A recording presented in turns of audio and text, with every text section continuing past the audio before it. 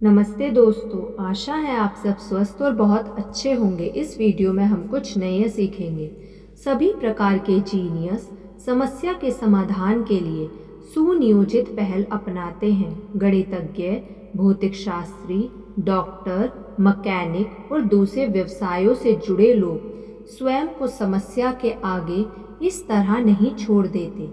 जिस तरह कोई कुत्ता कार का पीछा करने लगता है, वे पूरी सावधानी से कदम उठाते हुए चरण दर चरण नतीजों की ओर बढ़ते हैं। दो निवेश विशेषज्ञ थे, दोनों ही सफल थे, पर उनमें से एक दूसरे से अधिक सफल था।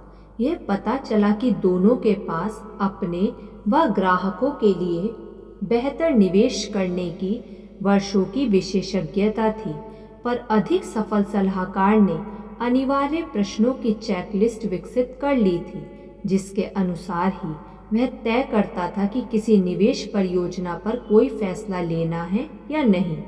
दूसरे सलाहकार ने भी वैसी ही कई तकनीकें अपनाई, परंतु वह सहज ज्ञान और अनुभव के बल पर अधिक चलता था। नतीजन उसने उतना पैसा गंवा दिया जितना उसे नहीं गंवाना चाहिए था। पहला सलाहकार दूसरे की तुलना में निरंतर सफल रहा, पर कई बार भूले करते हुए अपना धन गंवाया। कारण तो वही था, वह अपनी ही चेकलिस्ट का पालन नहीं कर पाया था। उसने अपनी सूची में 2-3 अहम बिंदुओं को अपेक्षित कर दिया था।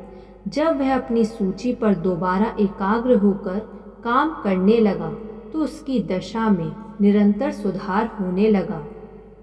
विशेषज्ञों ने समस्या के समाधान तथा निर्णय लेने के लिए सुनियोजित तकनीक को अपनाने पर बल दिया है, जिसके लिए उन्होंने वर्षों कड़ी मेहनत की है। मैंने उन सभी बेहतर उपायों को एक साथ मिलाकर प्रस्तुत किया है, ताकि आप भी उन्हें अपने करियर के लिए प्रयोग में ला सकें। अपने लक्ष्य या समस्या को कागज पर स्पष्ट तौर पर अंकित करें।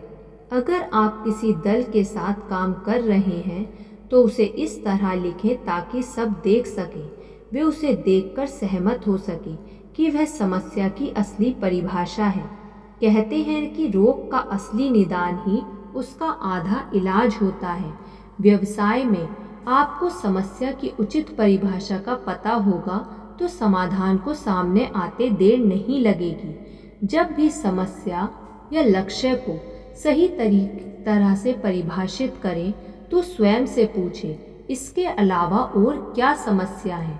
किसी भी ऐसी समस्या से सावधान रहें जिसके लिए केवल एक ही परिभाषा हो। समस्या को कई बार परिभाषित और पुनः परिभाषित करें, ताकि उचित हल तक जाया जा सके। हो सकता है कि वह कोई समस्या ना होकर कोई अवसर ही हो, जिसे आप पहचान ना पा रहे हों। सबसे बदतर बात यह हो सकती है कि कहीं आप किसी ऐसी समस्या का उचित हल निकाल बैठे जो समस्या थी ही नहीं। नए उत्पाद और सेवाओं का 80% 12 महीनों के भीतर ही असफल हो जाता है। इनका सबसे बड़ा कारण यह है कि कंपनियां ऐसा उत्पाद विकसित कर देती हैं जो ग्राहकों की ज़रूरतों को पूरा नहीं कर पाता। यह उस कंपनी की कहानी की तरह है जो कुत्ते के लिए खाना बनाती है। उसने डॉग फूड तैयार करने में लाखों डॉलर लगा दिए ताकि कुत्ते के लिए संतुलित पौष्टिक आहार तैयार कर सके, पर वह उत्पाद बाजार में नहीं चला। जब उत्पाद बनाने वालों से पूछा गया, तो उन्होंने कहा, यह कुत्तों को पसंद नहीं आया। आप अपनी समस्या को जो भी परिभाषा देंगे, वह आपकी समस्या के समाधान की दिशा तय करेगी।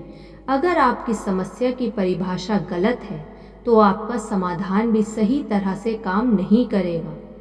मैं बिक्री संगठनों पर काम करते हुए उन्हें रचनात्मक चिंतन करने की प्रेरणा देता हूँ।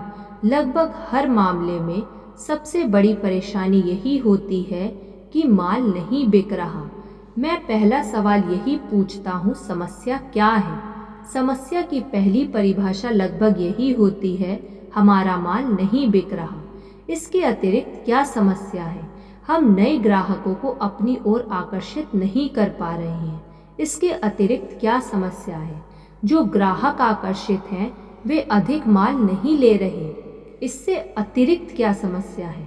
हम अधिक संभावित ग्राहकों को ग्राहकों में नहीं बदल पा रहे, इसके अतिरिक्त क्या समस्या है? हमारे विज्ञापन और प्रचार ग्राहकों को लुभा नहीं रहे, इसके अतिरिक्त क्या समस्या है? हमारे ग्राहक प्रतिस्पर्धियों से माल ले रहे हैं। यह प्रश्न तब तक पूछते रहें जब तक आप समस्या की असली परिभाषा तक ना पहुंच जाएं। अगर आप उचित समस्या के लिए कोई समाधान तलाश लेते हैं तो कई बार आपको सबसे अलग समाधान की आवश्यकता हो सकती है। यही वजह है कि आपके लिए सबसे पहले समस्या के मूल कारण को खोजना बहुत मायने रखता है। अगर वह सही नहीं हुई तो आपका हल भी गलत हो जाएगा। आप पूछें, हमारी समस्या का हल क्या है?